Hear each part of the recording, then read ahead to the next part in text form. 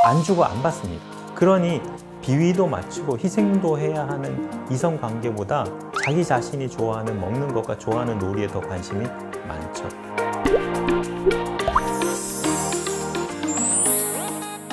잃어버린 마음의 길을 찾아드립니다. 마음의 지도 최성규입니다. 이제 요즘 MBTI로 사람의 성향이나 유형을 서로 파악하는 게 유행인데요. MBTI로 사람을 본다는 게 도움이 된다고 생각하시나요? 종종 받는 질문인데요. 저는 사람들의 성향을 조금 다르게 분류해서 결핍, 분노, 욕구 이 세 가지 본능 인자에 맞춰서 분류하고 있어요. 그게 오히려 자신의 문제점을 좀 더 정확하게 인식하고 더 쉽게 해결할 수 있게 된다고 생각하는 거죠. 먼저 세 가지 본능 인자에 따라서 결핍형 인간, 분노형 인간, 욕구형 인간으로 분류할 수 있게 되고요. 그리고 그 세 가지 모두 효율적이지 않을 때 중독을 사용하는 사람들도 존재하잖아요. 그 사람들을 쾌락형 인간으로 부를 수가 있을 거예요. 하지만 이런 분류는 편의상일 뿐이에요. 실제로 사람들에게 나타나는 유형은 여러 가지가 뒤섞여 있을 수밖에 없어요. 한 가지만으로는 만족스럽게 결핍이 채워지지 않기 때문이죠. 이번 영상에서는 결핍형과 분노형 인간에 대해서 설명해 볼게요. 먼저 결핍형 인간은 기본적 욕구와 확인 욕구에 집착하는 사람들이라고 할 수 있을 거예요. 결핍이 많기 때문에 무엇이든 자신 쪽으로 끌어당기는 수렴형 인간이라고 할 수 있겠어요. 결핍이 없을수록 결핍에 예민해지면서 결핍감을 많이 느끼는 사람들이 있어요. 최대한 자신의 결핍을 채워 넣는 것을 삶의 목표로 삼는 사람들을 얘기합니다.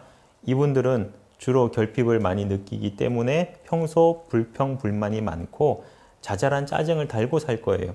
될 수 있으면 자신이 손해를 보려고 하지 않기 때문에 이기적인 사람이라고 여겨질 수도 있어요. 대표적으로 많이 먹거나 많이 자는 사람일 수도 있어요. 또 누군가 자신을 보살펴주는 사람에게 집착하는 경우도 있을 수 있죠. 소극적이고 몸을 많이 움직이기 싫어하는 사람일 수도 있고 대체로 기본적인 욕구로 만족되는 느낌을 많이 받아본 사람들이기 때문에 간접 인정 욕구가 제대로 발달하지 못한 경우를 볼 수 있어요. 기본적 욕구가 채워지려면 직접 인정 욕구는 중요하기 때문에 직접적인 칭찬이나 인정에는 예민할 수가 있겠지만 장기간 에너지를 투자해서 목표를 쟁취해야 하는 간접 인정 욕구는 스스로 피곤하고 괴롭게 느껴지기 때문에 선호하는 방식이 아니에요. 심지어 애정 욕구나 정도 귀찮아합니다. 안 주고 안 받습니다. 그러니 비위도 맞추고 희생도 해야 하는 이성관계보다 자기 자신이 좋아하는 먹는 것과 좋아하는 놀이에 더 관심이 많죠. 아르바이트만 해서 용돈을 받고 자기가 먹고 쓸 돈만 벌 수 있다면 성공에는 관심이 없는 사람들도 생깁니다. 요즘 젊은 세대에 나타나는 특징으로 보이죠. 거절을 잘하고 이기적이어서 일견 자존감이 높은 듯 보이지만 다른 사람들의 칭찬을 바라고 있기 때문에 눈치를 많이 보고 작은 비난에 크게 상처받는 모습을 보이죠. 때로는 자신의 결핍을 물건으로 보상받기를 바라는 사람들도 생겨납니다. 그래서 자신이 소중하게 생각하는 물건이나 지키고 싶어하는 가치를 모으게 되죠. 손목시계나 가방, 신발, 모자, 지갑 이런 물건들을 모으게 되는 거죠. 한 가지 브랜드의 명품을 모으기도 하고요. 더 심해지면 아무런 쓸모도 없을 것 같은 물건들을 모으기도 해요. 언젠가는 쓸모가 있을지도 모른다는 생각으로 휴지 조각 하나도 모으려고 하는 사람이 있어요. 결핍이 훨씬 더 심한 사람들도 있는데요. 결핍이 너무 커서 오히려 자잘한 결핍에는 대범해지면서 별로 신경을 안 써요. 간혹 자신이 결핍이 있는지도 모르는 사람도 있죠. 원래 가진 것이 없으니까 자신의 결핍 상태를 당연하게 받아들여요. 어느 정도 채워져도 가진 것의 총량은 크게 다를 바가 없으니까 조금 있으나 아예 없으나 마찬가지라 자신의 것을 소중하게 여기거나 아까워하지 않습니다. 그러니 다른 사람에게 베푸는 것을 크게 힘들어하지도 않아요. 별것 아닌 것을 움켜쥐고 아귀다툼하느니 차라리 아무것도 가지지 않겠다고 생각하는 사람이죠. 그래서 다른 사람에게 자기가 가지고 있는 전부를 내어놓을 수 있는 사람이에요. 하지만 누군가로부터는 그 보상으로 다시 받아야 한다고 생각하는 편이에요. 자신이 먼저 달라고는 안 하겠지만 주는 사람을 막지는 않겠다는 주의죠. 나쁜 남자나 나쁜 여자 스타일로 비칠 수도 있어요. 시크하고 매력적이어서 다가갔는데 한 번 물면 안 놔주는 그런 사람일 수도 있겠고요. 그러니 사회생활로 만나면 좋은 사람처럼 보이는데 조금만 깊은 관계가 되면 에너지를 쫙쫙 빨아대는 뱀파이어로 변합니다. 자신은 최선을 다해 타인을 배려한다고 하지만 깊은 결핍감에서 나오는 수동적 분노와 의존 태도가 문제가 되기도 하고, 에너지를 주고 싶어도 밑 빠진 독에 물 붓는 것 같은 느낌이 들어서 옆 사람들을 쉬이 지치게 합니다. 그래서 밀접한 관계인 가족들에게 괴롭고 힘든 사람이 되기도 하죠. 하지만 자신은 무엇이 문제인지 잘 모를 수도 있어요. 다음으로 분노형 인간은 화를 터뜨리는 사람들이므로 발산형 인간이라고 말할 수도 있습니다. 공격적인 성향이 강한 느낌이 들 수도 있고요. 주로 자신의 불만을 거친 언행으로 표현하게 되죠. 다른 사람들에게 한마디 꼭 하고 넘어가는 사람들이거나 특히 불의를 보면 더 큰 분노에 사로잡히는 경우도 발생하죠. 실제로 폭력적인 범죄를 저지른 사람부터 정의라는 이름으로 분노를 발산하는 사람들을 거쳐서 골방에 숨어서 키보드를 사용해서 분노를 발산하는 키보드 워리어까지 그 유형은 다양합니다. 분노형 인간은 당연히 결핍이 많은 사람을 의미합니다. 결핍이 존재해야 분노가 생기니까요. 하지만 결핍형 인간과는 다르게 분노를 사용하여 결핍을 해결하고자 하는 사람들을 말하는 거예요. 가장 쉬운 예로 모든 것을 폭력으로 해결하려고 하거나 폭력에 준하는 자신의 위력을 행사함으로써 자신의 결핍을 채우고자 하는 사람이겠죠. 인정 욕구를 채우기 위해 지위나 돈을 이용하여 갑질을 하게 되는 거죠. 합법적이지 않은 분노나 폭력을 쓰는 사람들은 말할 것도 없고요. 합법적인 방법을 사용하지만 다른 사람들에게는 폭력으로 느껴질 수 있는 방법을 쓰는 사람도 존재할 거예요. 이런 사람들은 자신이 늘 해왔고 법적으로 문제가 되지 않았으므로 늘 해오던 방식대로 하는 거겠죠. 때로 아이들을 오냐오냐 키우다가 아이들이 분노를 참을 줄 모르고 다 발산시켜도 제어해주지 못하는 부모들도 존재하는데요. 그럴 경우 불상사가 생기기도 합니다. 아이들의 모든 분노를 부모가 받아내면서 문제가 되는데 나중에는 부모에게 폭력을 휘두르는 자녀도 생겨요. 이런 경우는 주로 어렸을 때 제가 얘기한 타자 변형적인 태도에서 자기 변형적인 태도로 태도 전환이 일어나지 않아서 발생하는 문제가 되는 거예요. 타인을 위력으로 조종하여 문제를 해결할 수 있는데 뭐하러 힘들게 자기 자신이 변하기 위해 노력하겠어요. 분노를 통해 문제를 해결하는 사람과 마찬가지로 늘 분노로 문제를 일으키는 사람 역시도 전형적인 분노형 인간입니다. 본인은 평상시 분노로 문제를 해결하려고 하는 사람이 아닌데 늘 화를 가슴속에 쌓고 사는 사람이에요. 그러다가 그 화를 주체하지 못해서 순간적인 실수로 전혀 다른 사람에게 화를 발산하는 경우죠. 이런 경우 화가 만성적으로 쌓여 있는 경우가 많아요. 화가 너무 쌓여 역치를 넘어가는 순간 터지거나 억누르고 있는 억압에 순간적으로 힘이 빠질 때 터지는 문제일 수도 있어요.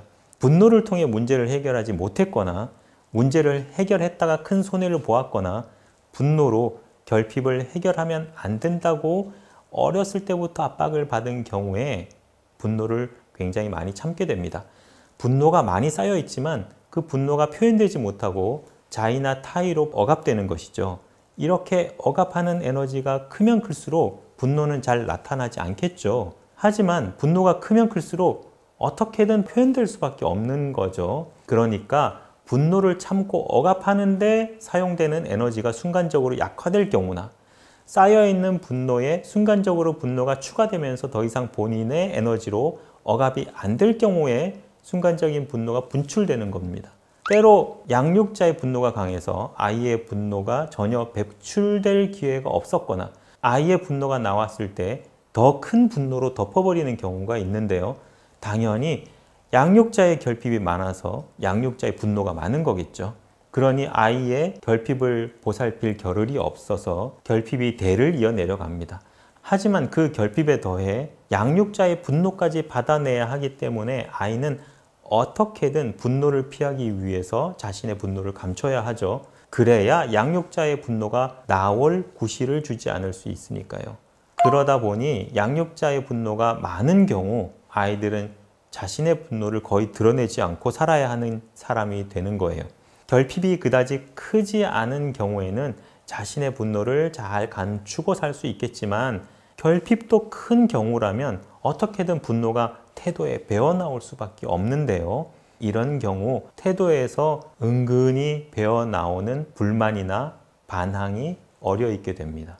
어딘가 우수에 젖어 있고 우울한 모습을 보이거나 소극적이에요. 항상 냉소적이고 불만스러운 모습을 보이거나 어두운 인상에 배타적이거나 적대적인 태도를 보입니다. 적극적으로 분노를 표현하지는 않지만 그렇다고 호의를 보이지도 않죠. 수동 공격성을 보이는 사람이라고 얘기할 수 있습니다. 이런 사람들은 최대한 분노를 적극적으로 표현하지 않으려고 억누르는 데 에너지를 많이 쓰다 보니까 타인과의 에너지 손실의 가능성을 원천 차단하여서 보존하고자 하는 의도도 갖고 있다고 볼 수 있겠어요. 그렇게 에너지를 빼가는 사람을 눈앞에 두고도 에너지를 지키지 못하는 사람도 있어요. 오히려 스스로 에너지를 보태주기도 합니다. 과거에 속썩이고 무능한 남편을 두고도 그런 남편에게 화도 제대로 내보지 못한 채로 아이들을 양육하고 육아까지 했던 9세대 어머니들이죠. 때로 화를 낼 수도 있지만 그렇다고 더 좋아지지 않으니까 무조건 참습니다. 화를 참는데 에너지가 소모되는 데다가 자녀를 양육하고 육아까지 해야 했으니까 너무 과도하게 에너지를 소모하게 되죠. 늘 화가 나 있지만 이것을 참아야 하는 거예요.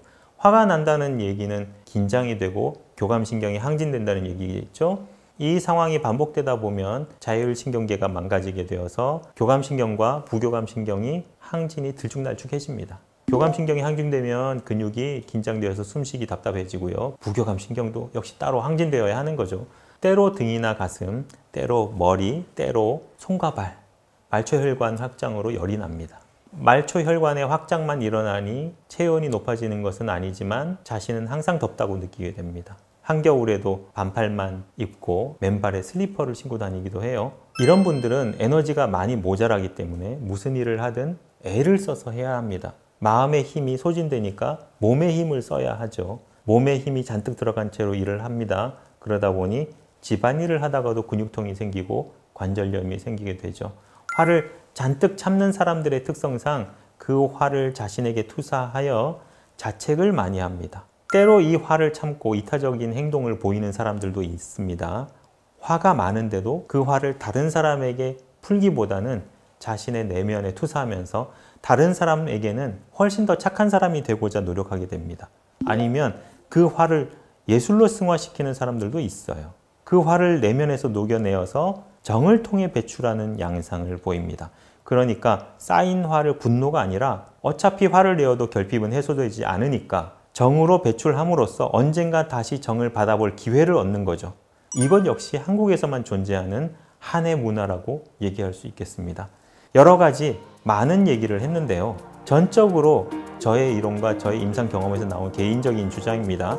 여기에 나온 얘기 중에 자기에게 맞는 부분이 없다면 그냥 평범한 사람이라고 생각하시면 될 것 같습니다. 무엇보다 정도의 차이가 더 중요합니다. 시간이 다 되었네요. 다음에는 욕구형 인간과 쾌락형 인간에 대해서 알아보기로 하겠습니다. 여러분의 인생에 조금이라도 도움이 되셨으면 좋겠습니다. 마음의 지도 최성규였습니다.